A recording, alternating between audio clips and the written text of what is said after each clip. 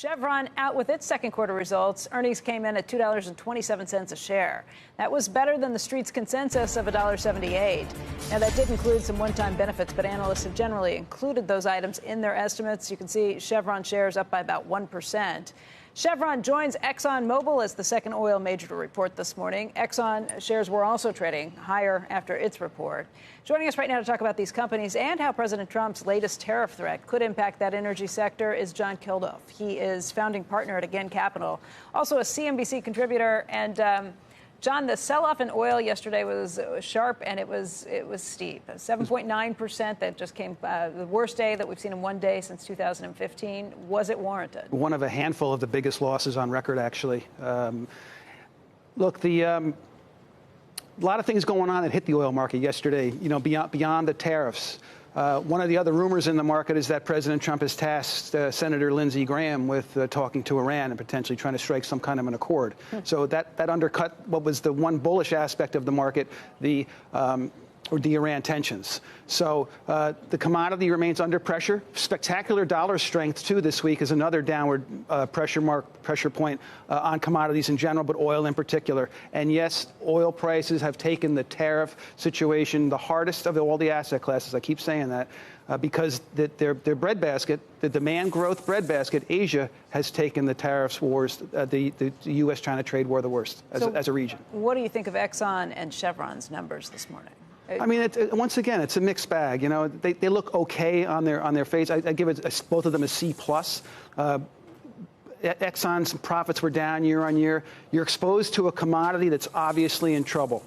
No matter how much they talk about the refining and their chemicals and this and that, at the end of the day, if there's low oil prices and there's low natural gas prices, particularly in ExxonMobil's case, you're going to be hurting. And also, too, now with the global slowdown, sometimes if you have low oil prices, that's a reduced input cost for the petrochemical segment of their businesses, which are substantial. You got to slow down now in the global economy.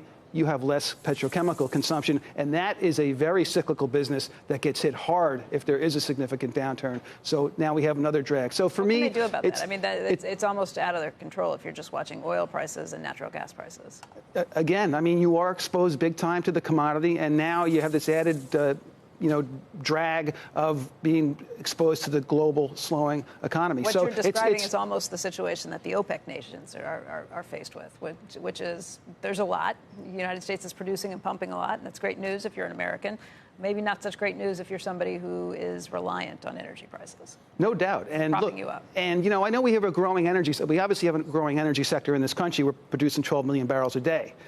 Our economy is still 2/3 of the consumer, though. And to the extent the consumer can spend on other stuff rather than gasoline, and they feel great about getting a $30 or $40 tank fill up, it helps that. And that's why the United States is, to a degree, in my view, a real island of prosperity here for the time being. Look, these results are just so mediocre. It's no reason why. It's the exact reason why energy is less than 5% of the S&P 500 now. It's just not even worth bothering with almost. We got the jobs report today, and the numbers were pretty decent, up 160,000, or 162,000, or was that 164? Kathy said 164. 164, yeah. 164. So 164, Brian Sullivan pointed out earlier today that if you're looking at the oil production jobs, that's where there's been losses. You expect that to continue?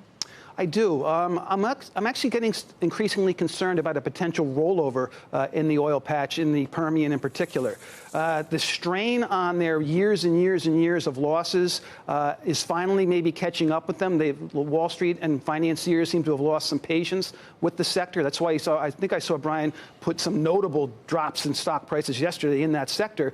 And so I'm concerned that we've definitely plateaued, I think, for some time now at U.S. production levels of 12.2 million barrels. It could go back, could go reverse.